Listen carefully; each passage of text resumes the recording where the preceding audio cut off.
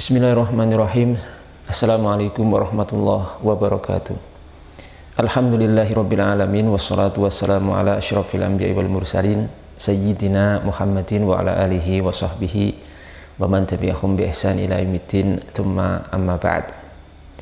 Kaum muslimin di negeri kita secara khusus dan juga kaum muslimin di berbagai negeri-negeri Islam secara umum, mereka biasanya berhenti dari aktivitas makan sahur itu di waktu imsak.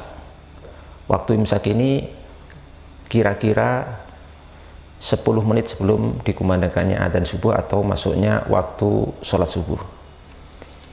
Amaliyah yang dilakukan oleh kaum muslimin seperti ini adalah sudah sejalan dengan syariat, berdasarkan dalil dan juga berdasarkan pemahaman serta pendapat para ulama ahli sunnah wal jamaah. Mereka melakukan hal ini, yaitu menahan diri dari makan dan minum atau makan sahur di waktu imsak. Ini sifatnya adalah anjuran. Artinya para ulama menganjurkan untuk berhenti dari makan dan minum di waktu imsak, bukan bersifat wajib, tapi bersifat anjuran dalam rangka untuk ihtiyat, berhati-hati, serta syadzan, ya syadzan lidzari'ah atau saddan lidzari'ah, untuk menjaga dari atau menutup celah dari hal-hal yang nantinya tidak diinginkan. Karena kalau seorang muslim berhenti dari makan sahur terlalu mepet dengan adzan subuh atau terbitnya fajar shadiq, ini akan sangat berbahaya terhadap puasanya. Sebab bisa jadi seorang kemudian makan minum dalam kondisi sudah masuk waktu sholat subuh atau sudah adzan yang pada akhirnya bisa menyebabkan puasanya batal. Karena menurut para ulama bahwasanya sengaja untuk makan minum di waktu adzan subuh sudah dikumandangkan atau sudah masuk waktu sholat subuh itu batal dengan kesepakatan para ulama 4 mazhab. Kenapa kita katakan bahwasanya berhenti makan sahur di waktu imsak itu sudah sejalan dengan syariat? Di antara dasarnya adalah hadis Nabi Muhammad SAW yang diriwayatkan oleh Anas bin Malik radhiyallahu ta'ala anhu, bahwasanya beliau bercerita sesungguhnya Nabi SAW dengan sahabat Zaid ibn Thabit makan sahur bersama. Kemudian setelah selesai dari keduanya, Nabi SAW setelah selesai dari makan sahur keduanya, yaitu Nabi Muhammad SAW dan juga sahabat Zaid bin Thabit itu menunaikan sholat. Maka setelah selesai, para sahabat bertanya kepada Anas bin Malik radhiyallahu ta'ala anhu, kam kana baina faraghihima min sahurihima wa dukhulihima fi shalah. Berapa jarak waktu antara selesainya keduanya, yakni selesainya Nabi Muhammad SAW dan sahabat Zaid bin Thabit dari makan sahur, wa dukhulihima fi shalah, dan masuknya mereka untuk melakukan sholat subuh. Qala, maka dijawab oleh Anas bin Malik, qadru ma yaqra'u rajulu khamsina ayah, yaitu kira-kira sekadar seorang membaca 50 ayat dari Al-Qur'anul Karim. 50 ayat ini kalau perkirakan dengan waktu sekarang adalah kira-kira 10 menit sebelum adzan subuh. Hadis ini diriwayatkan oleh Imam Bukhari dalam Sahih beliau nomor 576. Kemudian di riwayat yang lain masih dalam Sahih Bukhari disebutkan di situ bahwasanya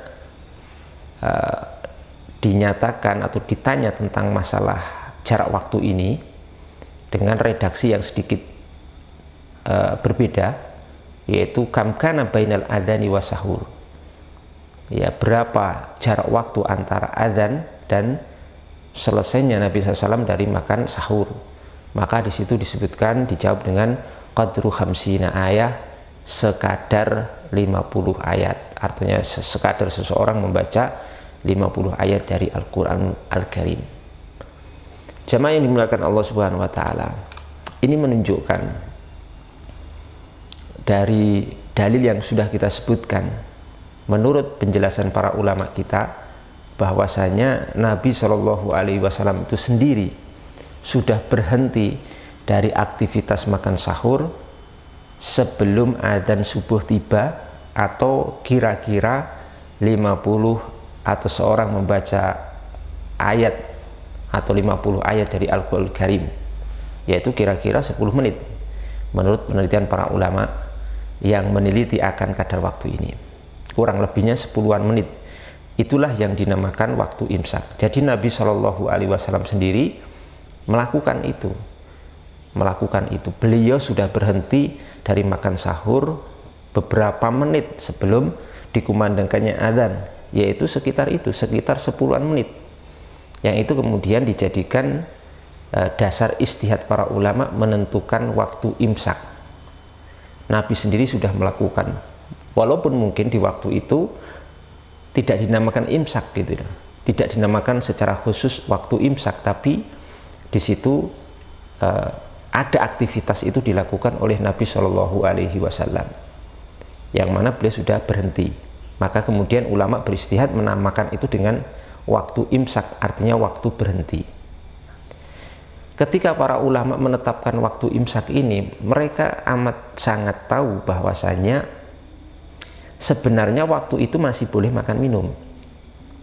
Karena ulama amat sangat paham bahwa waktu puasa itu dimulai ketika terbit fajar shadiq atau adzan subuh. Itu baru dimulai berhenti melakukan hal-hal yang membatalkan puasa. Salah satunya makan dan minum. Jadi sebelum adzan subuh itu sebenarnya masih boleh. Cuma kenapa mereka kemudian berijtihad dengan waktu imsak ini? Bukan mengharamkan makan minum di situ, tapi melarang makan minum di situ yang bersifat anjuran, tidak wajib. Jadi ada dua larangan makan minum, yaitu di waktu yang wajib harus berhenti makan minum ketika waktu fajar shadiq sudah muncul, yaitu ketika adzan subuh. Yang kedua adalah waktu kita dilarang yang bersifat anjuran. Larangan yang bersifat anjuran, jangan makan minum, tapi itu anjuran dalam rangka hati-hati, itu waktu imsak, yaitu sekitar 10-an menit sebelum adzan subuh. Hal ini dijelaskan oleh para ulama kita, diantaranya Imam Al-Mawardi rahimahullahu ta'ala dalam kitab beliau Al-Iqna' halaman 4, Al-Iqna' halaman 74, disebutkan di situ. Beliau rahimahullahu ta'ala menyatakan wa zamanu siyami min tulu'il fajri ats-tsani ila ghurubi syams. Benar bahwasanya waktu puasa itu dimulai dari terbitnya fajar shadiq sampai yang kedua, fajar yang kedua, misalnya fajar shadiq, fajar yang kedua, bukan fajar kadzib ya. Jadi fajar pertama itu fajar kadzib, kalau fajar yang kedua itu fajar shadiq, sebagai tanda masuknya waktu sholat subuh sampai tenggelamnya matahari. Itu para ulama paham seperti ini ya. Kemudian beliau mengatakan lakin alaihi takdimul imsak yasiron qabla tulu'il fajri. Akan tetapi hendaknya seorang itu takdim, untuk mendahulukan, untuk lebih mengawalkan, menahan diri imsak, menahan diri dari makan dan minum atau makan sahur, yasiron, dalam waktu beberapa waktu yasir yang ringan sebelum fajar shadiq itu muncul. Jadi sebelum fajar shadiq itu muncul sudah harus berhenti, dan itu semua disepakati. Jadi sebenarnya mereka yang menolak waktu imsak ini juga tidak tepat ya. Bagaimana orang berhenti sebelum adzan subuh dikumandangkan itu kok disalahkan, padahal ini sudah benar. Lah terus kapan kita akan berhenti ketika itu? Berhenti untuk makan sahur itu kapan kalau memang tidak sebelum adzan? Cuma kenapa para ulama berijtihad untuk menentukan memberikan rambu-rambu sekitar 10 menit itu untuk memudahkan dan berhati-hati saja berdasarkan dalil hadis Anas bin Malik yang sudah kita sebutkan dalam riwayat Imam Bukhari dan Imam Muslim. Maka di sini juga Imam Al-Mawardi menyebutkan untuk mendahulukan sudah memulai untuk imsak menahan diri itu beberapa waktu sebelum fajar shadiq itu muncul sebagai tanda masuknya waktu sholat subuh. Jamaah yang dimuliakan Allah Subhanahu wa Ta'ala, Imam Asy-Syafi'i rahimahullahu ta'ala dalam Al-Jilid 2 halaman 200 atau 105 mengatakan, wastuhibba at-ta'anni bis-sahur ma lam yakun fi waqtin muqaribin yakhafu ayyakuna al-fajru tala'a. Dianjurkan untuk berhati-hati, ta'anni untuk berhati-hati dengan masalah makan sahur selama tidak di dalam waktu yang mendekati dikhawatirkan fajar shadiq itu telah muncul. Maksudnya kita orang-orang yang berpuasa ini ketika makan sahur itu dianjurkan untuk hati-hati mendekati waktu apa? Waktu fajar shadiq muncul. Itu hati-hati, jangan terlalu mepet begitu. Ya. Jangan terlalu mepet. Jangan sampai kita mendekati waktu yang dikhawatirkan fajar itu sudah muncul, sehingga sebelum itu usahakan sudah selesai. Itu sudah aman. Kalau kita sudah selesai sebelum adzan itu sudah aman. Supaya mudah diperkirakan jarak 10-an menit dengan dasar hadis yang sudah kita baca tadi. Itu maksud Imam Asy-Syafi'i rahimahullahu ta'ala. Maka beliau mengatakan, melanjutkan, fa inni uhibbu qat'ahu fi dzalikal waqti, maka aku sangat ingin, sangat mencintai untuk seorang itu berhenti dari makan sahur fi dzalikal waqti, di waktu itu. Di waktu itu maksudnya apa? Di waktu yang dikhawatirkan fajar itu sudah muncul. Jadi di waktu sebelum fajar shadiq muncul itu sudah harus berhenti, karena nanti mengkhawatirkan akan puasa kita. Jangan-jangan kita masih melakukan aktivitas makan sahur yang kemudian ternyata waktu itu sudah masuk adzan subuh. Atau mungkin kita terjebak dalam waktu itu dan akhirnya kita menyusahkan diri kita sendiri. Misalkan kita karena tidak mengikuti waktu imsak ini, pokoknya sebelum adzan masih melakukan aktivitas itu, makan sahur, sehingga ketika makan ternyata sudah adzan. Pas makan masih di mulut atau sampai tenggorokan, itu kemudian adzan. Dan itu berbahaya sekali, bisa menyebabkan atau berpotensi bisa menyebabkan puasa kita batal. Juga Imam Nawawi rahimahullahu ta'ala menyebutkan dalam Syarah Sahih Muslim jilid 7 halaman 208, beliau rahimahullahu ta'ala mengatakan, wa fihi al-hathu ala ta'khiri sahuri ila kubail, perhatikan, ila kubailil fajri. Dan di dalam hadis ini terdapat satu anjuran untuk mengakhirkan sahur mendekati sebelum waktu fajar, kubel al-fajri, mendekati sebelum waktu fajar. Jadi sebelum waktu fajar itu ya mungkin beberapa menit, bisa jadi 5 menit, bisa jadi 10-an menit, dan itu maksudnya seperti itu. Nggak mungkin beberapa detik, itu kan nggak mungkin, karena di situ nggak mungkin kita kemudian nanti bisa menyebabkan puasa kita malah batal. Dan juga ada beberapa nukilan dari para ulama, saya tambahkan dari madhab Maliki ya, dari madhab Maliki. Imam Ad-Dusuki Al-Maliki dalam hasyiahnya jilid 7 halaman 78, beliau rahimahullahu ta'ala menyatakan demikian. Maaf, jilid 5 ya, jilid 5 halaman 78. Beliau rahimahullahu ta'ala mengatakan, faqad warada anna nabiyya sallallahu alaihi wasallam kana yuakhiruhu bihaitsu yakunu ma baina faraghihi minhu wa bainal fajri qadru ma yaqra'u al-qari'u 50 ayah. Telah datang riwayat bahwasanya Nabi sallallahu alaihi wasallam mengakhirkan makan sahur, ya maksudnya sudah berhenti dari makan sahur, di mana kadar waktunya itu antara beliau selesai dari makan sahur dan fajar sodik itu berapa? Qadru ma yaqra'ul qari'u khamsina ayah, itu kira-kira seorang membaca 50 ayat dari Al-Qur'anul Karim. Jadi Imam Ad-Dusuki Al-Maliki sendiri berpendapat dan memahami hadis yang sudah kita baca itu juga sebagaimana yang sudah kita jelaskan. Ya, kita jelaskan. Itu dari mazhab Maliki.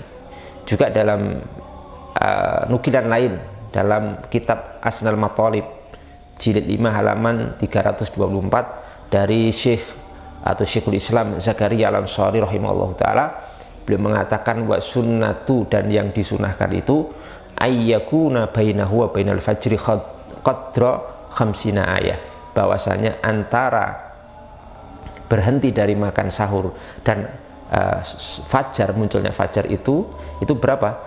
Sekira seorang membaca 50 ayat.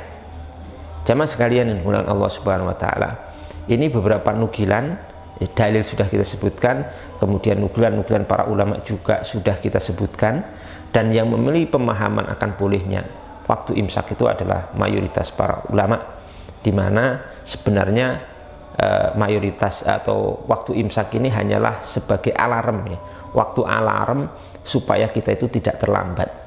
Itu kalau dikiaskan analoginya seperti orang sholat. Orang itu ketika mau sholat membunyikan alarm, tentu alarm itu akan disetel sebelum masuk adzan, ya kan? Biasanya seperti itu, supaya kita bisa bangun bersiap diri untuk melakukan hal-hal yang dipersiapkan untuk sholat, ya kan? Seperti misalkan 5 menit, 10 menit, itu seperti itu.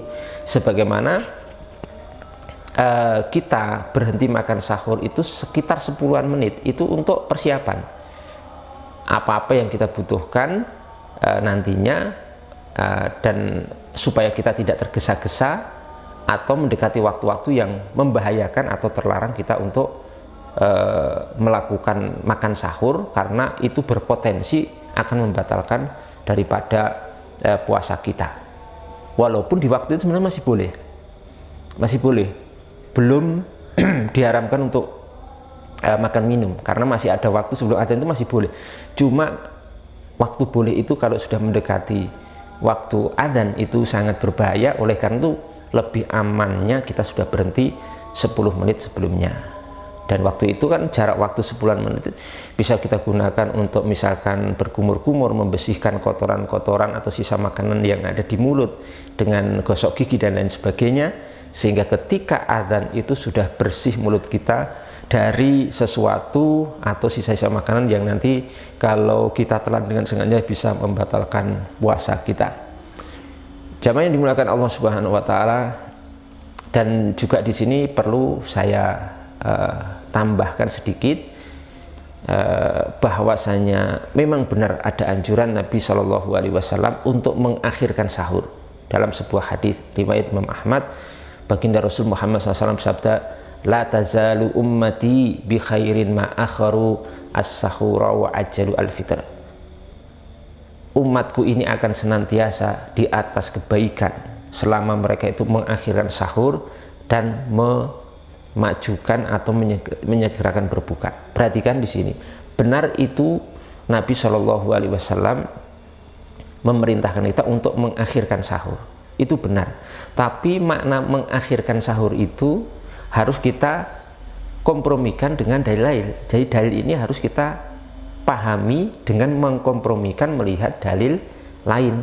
Apa makna mengakhirkan sahur? Mengakhirkan sahur itu bukan berarti kemudian seorang ketika makan sahur itu mepet sekali dengan waktu adzan, kurang 1 menit atau mungkin kurang setengah menit atau kurang beberapa detik, bukan begitu maksudnya. Itu berbahaya dan tidak mungkin Nabi menganjurkan seperti itu. Mengakhirkan dalam arti mendekati adzan, tapi jangan terlalu dekat sekali, ya, jangan dekat sekali. Itu dikompromi dengan hadis Anas dalam Sahih Bukhari yang sudah kita baca tadi, bahwa Nabi Shallallahu Alaihi Wasallam itu sudah berhenti makan sahur sekitar 10-an menit. Itu yang dimaksud. Jadi seorang yang berhenti makan sahur di waktu imsak itu sudah benar dan sesuai dengan anjuran mengakhirkan makan sahur ini, karena itu sudah mengakhirkan sahur juga. tidak mengawalkan sahur jam 12 malam atau jam 2, jam 3 sudah makan, tapi mendekati adzan, dan mendekati adzan itu sudah mengakhirkan. Tapi mengakhirkan dimaksud di sini bukan kemudian sangat mepet sekali dengan waktu adzan, tapi sebelum itu sekitaran 10 menit. Jadi ini perlu diluruskan makna ini, karena sebagiannya salah paham terhadap hadis anjuran untuk mengakhirkan makan sahur. Dan jamaah sekalian, bahwa penetapan waktu imsak ini adalah sesuatu yang menjadi amaliyah kaum muslimin hampir di seluruh penjuru dunia, ya, mayoritas umat Islam hampir di seluruh penjuru dunia mengamalkan akan hal ini, akan apa istilahnya itu, pengamalan makan sahur di berbagai negara, ya, di berbagai negara-negara Islam, di Pakistan, di Turki, di Yordan, bahkan mungkin di Saudi juga, di Brunei, di Malaysia, di Indonesia dan lain sebagainya. Sebagai penutup di sini saya tambahkan satu fatwa yang insya Allah fatwa ini merupakan fatwa yang bisa dijadikan sandaran ulama dari belakangan, kurun belakangan, yaitu fatwa dari Darul Ifta Al-Misriyah jilid 1 halaman 101 dari Syekh Hasanain Muhammad Makhluf rahimahullah ta'ala. Beliau mengatakan seperti ini mencocoki apa yang sudah kita jelaskan sebelumnya.